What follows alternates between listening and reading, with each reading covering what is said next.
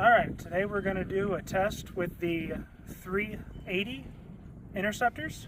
This is what they look like. It's got 5 pedals instead of 4 like the 9mm do. And we're going to start out by getting some chronograph data out of a Kel-Tec P3AT, a SIG P365, a Glock 42, and then we got a High Point Carbine in a Hightower Armory bullpup chassis. So we'll set this up and start getting some chronograph data. Alright, we're going to start out with the Kel-Tec P3AT. This past weekend we did a video with Ryder's Range, and he had some issues with this gun. It was dirty. I bought it. It was super cheap. I haven't cleaned it. So hopefully it'll do better for me than it did for him. We're about 60 degrees instead of 30 something. But we're going to get some chronograph data from it. We'll take 5 shots and see what it does.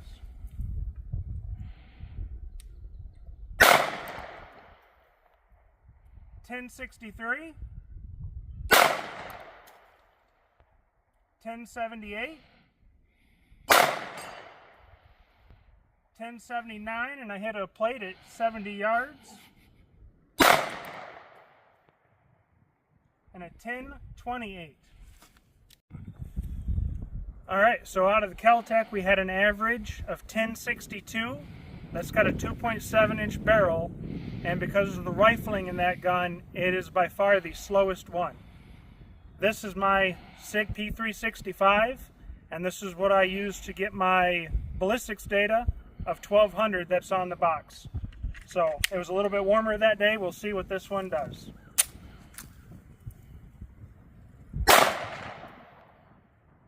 .1183, 1172, 1166, 1148. So with the SIG, we got 1167 as the average velocity on that one. I do have a list of the 16 different guns that we tested on Ryder's Range's channel on the website. So if you go over there, you can see the as tested velocities in the low 30s, and then you can see the adjusted velocities back up to 70 degrees. And you lost about 5% in the temperature difference. But we've got the Glock 42 now with the factory spring. These are not the most reliable in the Glock 42, at least the couple of samples that we've had to test. This particular Glock 42 has a DPM Systems triple spring recoil system in it, and that seems to really boost the reliability on these. For some reason, because of the way that the slide release is on the Glock 42, if you use the slide release, it will not feed even with this new spring system. But if you pull it back and do it, it goes fine if you slingshot it. So let's see what this one does.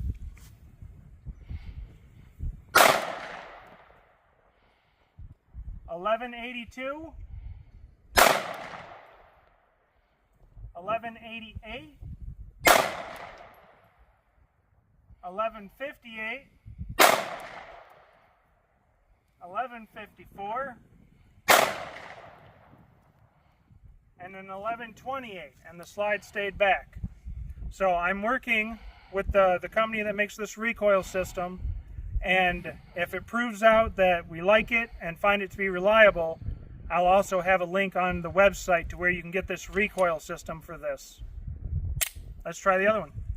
Alright, then we get to a little bit of the ridiculous, because we got a 380 carbine in the Hightower bullpup chassis with a 3-15 scope on it. So I've noticed with the rifle, the first shot tends to be very slow compared to the rest of them, and I believe it's because the barrel has to heat up. So I've got 6 rounds in this one, so that if we get a slow velocity on the first round, we can throw it out and get a good 5-round group.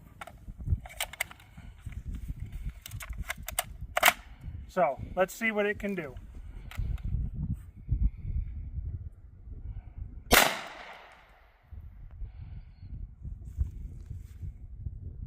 And it didn't read that one, so let's try it again. Let's get up here a little. Still not reading.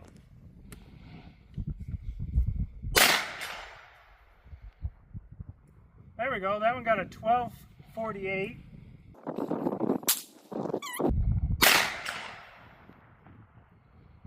That got a 1294. All right, I got 3 more in here because we got 2 of those to work. I think maybe because of the biped leg or something like that, it just wasn't either able to get close enough to read or something wasn't working. But let's try these ones. Get us right up here close.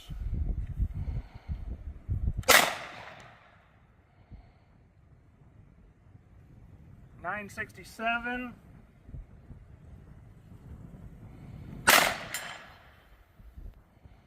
$1147. And a 1258.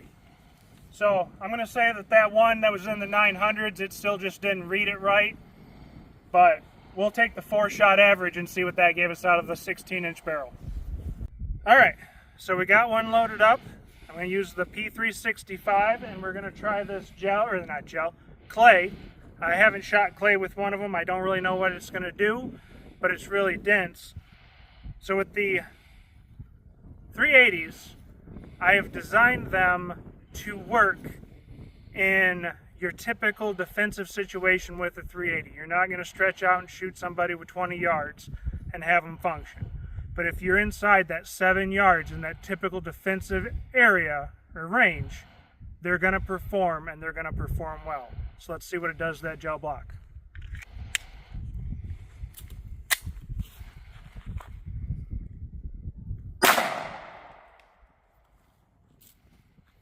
Let's go check it out. All right, so you can see kind of right here where it started to tear out in the pattern. And I have a glove on because we got other stuff to touch today, and this stuff is hard to get off. But you can see down in here the permanent cavity that it left and the energy transfer into the clay, and it managed to go all the way through this. I believe it was a 10-pound block of clay. All right, so there was some pretty impressive results in the clay block, and now we're going to shoot the gel blocks so that you can see the expansion that they get. We're going to start out with the Kel-Tec with a 2.7-inch barrel.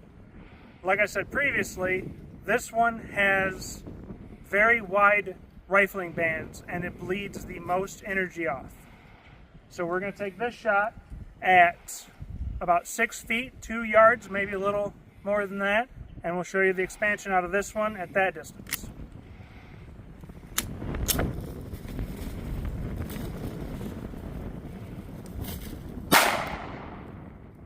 All right, let's go look at it. All right, well, we're down here at the gel block, and you can see the angle of the camera is kind of throwing it off, but we're right there at about 7.5 inches out of that 2.7-inch barrel. You can see the wound channel in there, and I will try to heat gun this when I get back in the house and give you a clearer image of the wound tracks. And we will dig that out after we take the next shot with the SIG. All right, so the other one we tried, the Kel-Tec, we did down there at about 2 yards. The SIG, I've stepped back to 7, so that's going to give you your basic range of self-defense distances. So we got another one loaded up, and we're going to give this a shot and see what it does. We've also spun the gel around, so we'll have 2 clean wound tracks for pictures.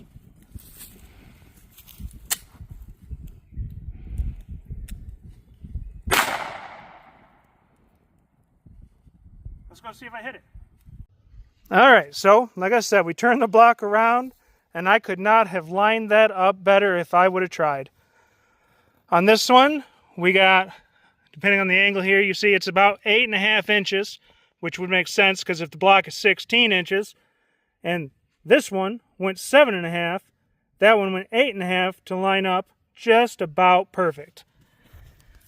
And you can see the distance here. Now remember, the SIG is giving you much more velocity than the Kel-Tec. But we will go ahead and cut these out so you can get a better look at how they expanded. All right, so we did the gel test.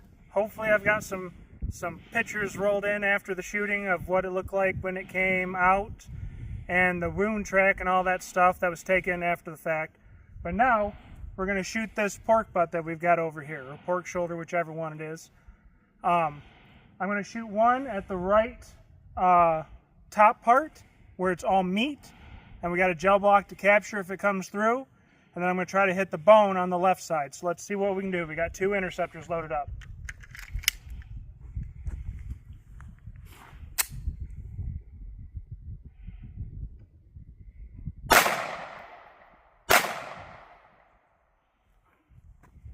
Alright, let's go see what they look like. Alright, so we got our 2 hits right here. This one, where's my finger? That one right there should be all meat, and we're going to cut into it and look at the wound track.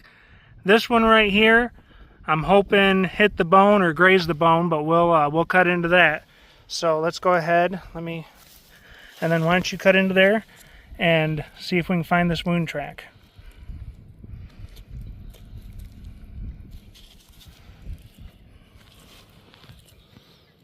We'll be right back. That's cavity. All right, so we're starting to get into the wound cavity. You can see the pocket that it's got opened up in there, and we're going to follow that through.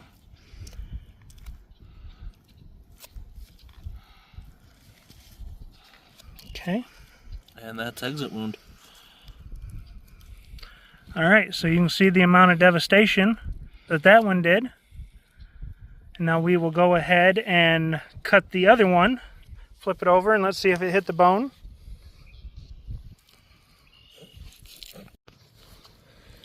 So there's that. All right, so we're going to cut into this one and see if we can find where it went. Bone right below the surface there.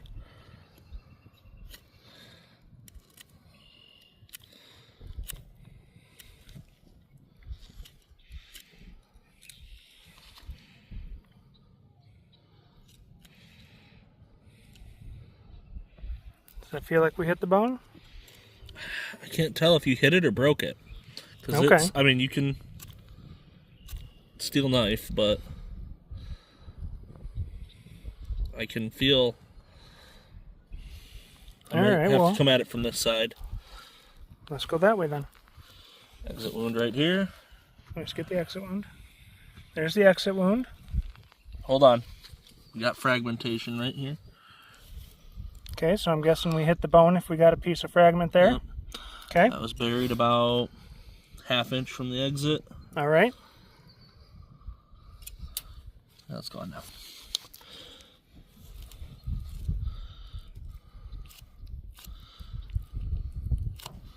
Let's get a picture of how that is opened up down in there. Yep, okay. And you can, if you come over here, you can see where we exited the bone and it turned. All right, so then we did hit the bone. That had to be some kind of... That's probably what caused the fragmentation and turning, was the impact. Because that'd be a lot harder than just the tissue. Mm-hmm. But I can trim this back. Yep, let's trim it back a little bit. All right, I can see a little piece of broken bone. Yeah, you're touching it right there. Yep. So yeah, we had a pass through the pork bone, and then we've got our bullets. This one we found, and that was the one that passed through the pork bone on this side, and it went through into the block of gel. You can see we've split it and recovered the bullet. So one petal held on through the bone, continued through this whole piece of pork, and into the block of ballistics gel behind it. All right, shake it again. That whole big pork bone is broke in half from the 380 Interceptor. All right, so we've cleaned out some of the meat out of that bone, and there's the break through it. And as you've seen in the clip before, that whole bone is cracked in half from that 380 Interceptor. And then this is the one that we recovered that passed through the all meat side over in here. Went through the all meat side, and we dug it out of the block of gel behind it. So we've done the energy transfer into the gel. We've shot it into meat. We even managed to put one through the bone. and the bone did not stop it. So all in all, I'd say I'm pretty happy with the results we've got out of these 380 Interceptors. So we got the website live right now. You can go over there, see velocity data out of 16 different pistols, and you can find links to where they are available. Also, go check the video out on Rider's Range. I'll put a link down in the description for that one. And Tau Fledermaus will have his video out very soon with them. See you later.